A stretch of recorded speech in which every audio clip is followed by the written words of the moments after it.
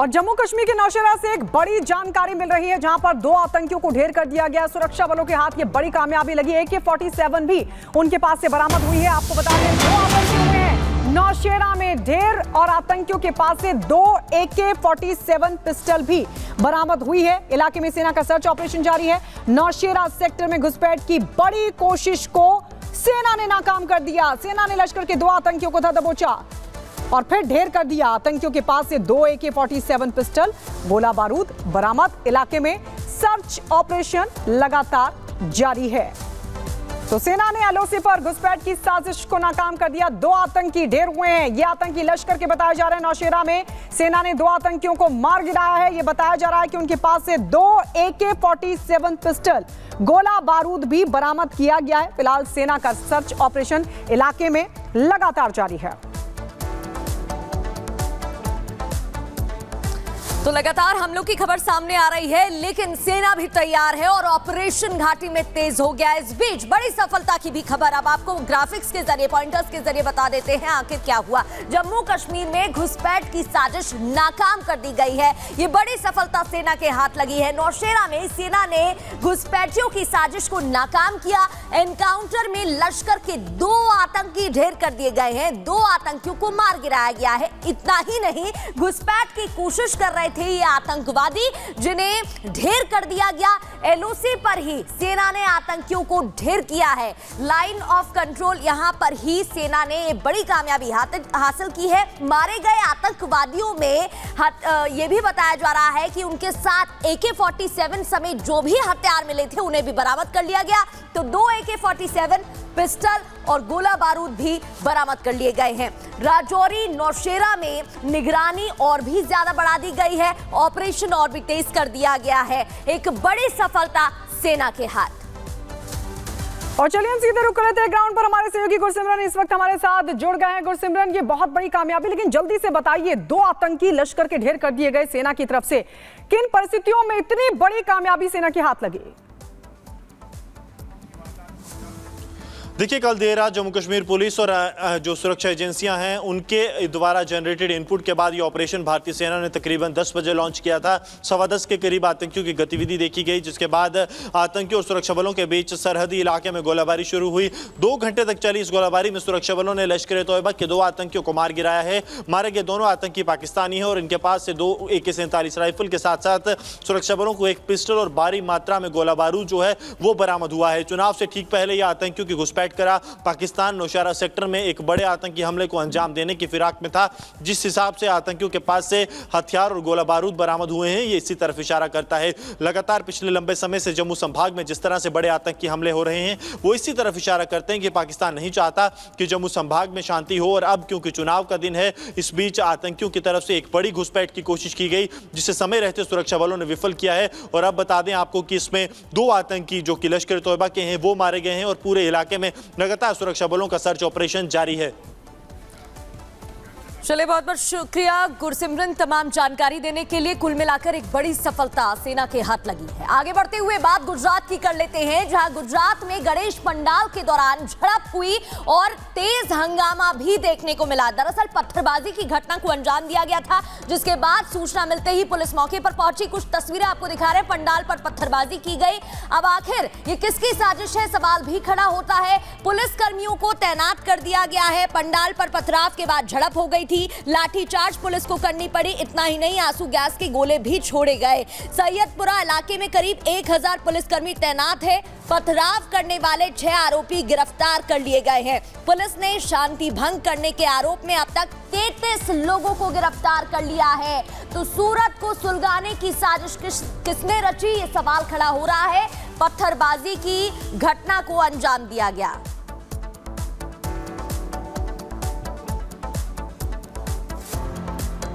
के सैयदपुरा क्षेत्र में आज कुल 6 लोगों ने मिलकर गणपति जी के पंडाल पे पत्थर मारे। ये सभी लोगों को पुलिस ने कुछ ही मिनटों में गिरफ्तार कर लिया गया था। ये 6 लोगों को बहकाने वाले कुल और 27 लोगों को भी पुलिस ने गिरफ्तार किया है। और ख़ास तौर पे गुजरात की शांति को ठेस पहुंचाने वाले, चाहे वो कोई भी लोग हों, उन्हें नहीं छोड़ा जाएगा। सख्त से सख्त कदम उठाए जाएंगे।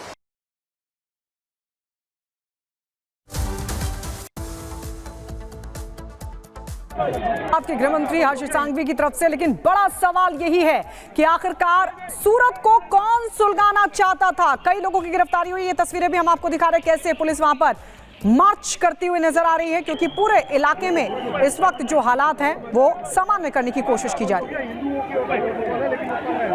तो एक गणेश पंडाल के ऊपर जो है कुछ बच्चों ने जो है पत्थर मारा, उसके बाद तुरंत जो बंदोबस्त में पुलिस थी इन बच्चों को जो है वहां से ले लिया जो है। उसके बाद जो लोगों का टोला इकट्ठा हुआ जो है रजुआत करने के लिए, वो पुलिस के साथ उनका बातचीत चली रही थी। जो मीन दरमियान जो पत्थर मारा हुआ सामने के साइड से, और उसके बाद जो है मुस्लिम की तरफ से पत्थर मारा चालू हुआ, फिर बाद में दोनों तरफ से पत्थर मारा में जो थोड़ा सा पुलिस को भी इंजरी हुई है जो है। और उसके बाद तात्कालिक सब जितनी भी टीमें आ गई थी उस एरिया में, जितने भी एरिया में थे जहाँ जरूरत पड़े वहाँ पर लाठीचार्ज किया गया और टीयर गैस के सेल छोड़े गए। और उसके बाद कॉम्बिंग ऑपरेशन किए जा रहे हैं। हमारे पास हमारा जो कमांड कंट्रोल रूम में जो CCTV कैमरे में और बहुत सारे यहाँ पे जो लगे हुए हैं कैमरे, लोगों के मोबाइल में कुछ अधिकारियों ने वीडियो भी इनको बनाया, उन सारों को जो है लेके अभी जितने भी आरोपी थे, जो एक्चुअल आरोपी थे, जो लुखे लोग थे, जो शांति को दौड़ाने का प्रयत्न किया, सबको पकड़ने का कामगिरी चालू है जो भी। तो पत्थरबाजी की घटना को अंजाम दिया गया, जिसके बाद सूचना मिलते ही पुलिस मौके पर पहुंची और कहा गया है कि जिसने भी शांति भंग की है उन सभी के खिलाफ कार्रवाई की जाएगी। अब तक पूरे मामले में 33 लोगों की गिरफ्तारी हो चुकी है। पंडाल पर दरअसल पत्थरबाजी की घटना को अंजाम दिया गया था, गणेश पंडाल लगाया गया और इस दौरान पत्थरबाजी की जाती है, जिसके बाद पुलिस मौके पर पहुंची और पुलिस की झड़प भी हो गई, जिसके बाद पुलिस ने लाठीचार्ज की। अब ये तस्वीरें आप देख रहे हैं जहां पुलिसकर्मी मार्च निकालते दिखाई दे रहे हैं। पथराव से लोग भड़क उठे, झड़प की खबर भी मिली। इसके बाद पुलिस ने लाठीचार्ज किया और पुलिस ने मार्च भी निकाला। एक संदेश देने की कोशिश की लगातार निगरानी रखी जा रही है और आप ये देख सकते हैं करीब 1000 पुलिसकर्मी तैनात कर दिए गए हैं। चप्पे चप्पे पर निगरानी रखी जा रही है। सूरत को सुलगाने वाले कौन थे, ये बड़ा सवाल भी अब इसी के साथ खड़ा हो रहा है। और चलिए सीधे हमारी सहयोगी प्रियंका इस वक्त हमारे साथ ग्राउंड से जुड़ रही हैं। प्रियंका, अभी वहां पर क्या हालात है, कौन है ये लोग जो सूरत को सुलगाने की कोशिश कर रहे थे?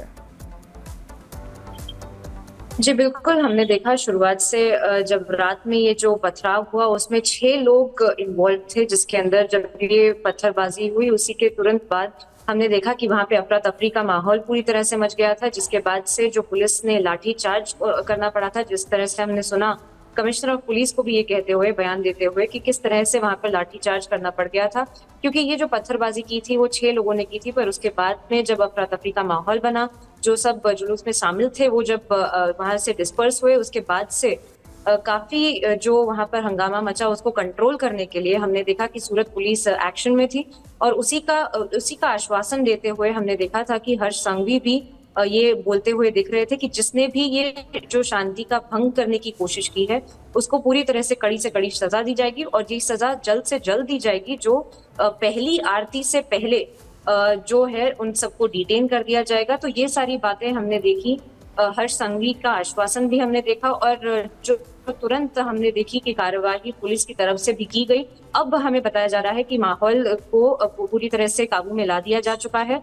जो वहां पर जो भी लोग वहां पे आसपास भी मौजूद थे उन सबको डिटेन कर दिया जा चुका है, उन सबको अरेस्ट भी किया जा चुका है और उसके ऊपर आगे जो है इन्वेस्टिगेशन की जाएगी, देखते हुए कि किस तरह से जो भी CCTV में लोग जो नजर आ रहे हैं उसकी तरह से उस तरफ से पूरी इन्वेस्टिगेशन। चलिए ठीक है, बहुत बहुत शुक्रिया आपका प्रियंका तमाम जानकारी के लिए।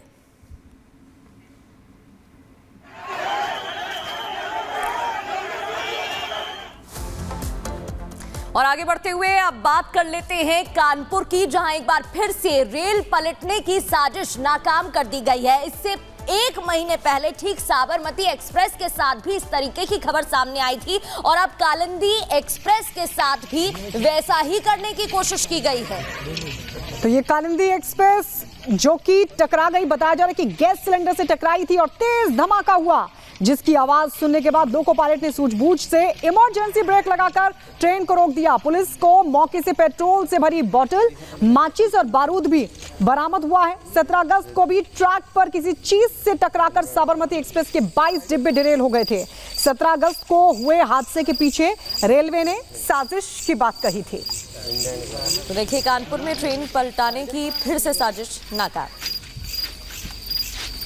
ये रेलवे की अथॉरिटीज़ के द्वारा 8:30 बजे के आसपास जो है वो सूचित किया गया कि एक ट्रेन जो प्रयागराज से भिवानी की तरफ जाती है और इस रूट से जो है वो गुजर रही थी। तभी ड्राइवर को जो है वो ट्रैक पे एक सिलेंडर दिखा और उसने इमरजेंसी ब्रेक लगाया। उससे संभवतः टकरा करके सिलेंडर जो है वो साइड में गिर गया और इसके बाद जो है वो ट्रेन काफ़ी देर तक रुकी रही। फिर आरपीएफ के लोग आए, उन्होंने जो है अपना मौका मुआयना किया और लोकल पुलिस को सूचित किया। सभी सीनियर ऑफिसर्स, फोरेंसिक की टीम यहाँ पे मौजूद है। हम लोग जो है वो घटनास्थल को जरा समझ रहे हैं, बारीकी से देख रहे हैं। तो दो तस्वीर हम आपको दिखा रहे हैं। देखिए, एक तस्वीर 17 अगस्त की आप देख रहे हैं जब साबरमती एक्सप्रेस भी किसी चीज से टकरा गई थी और कई डिब्बे पटरी से उतर गए थे, जिसके बाद रेलवे की तरफ से बाकायदा ये कहा गया था, आशंका जाहिर की गई थी, ये एक बड़ी साजिश हो सकती है। अब कुछ इसी अंदाज में एक बार फिर ये पूरा मामला सामने आया, जहां पर जो कालिंदी एक्सप्रेस है वो किसी चीज से टकरा गई। वो तो लोको पायलट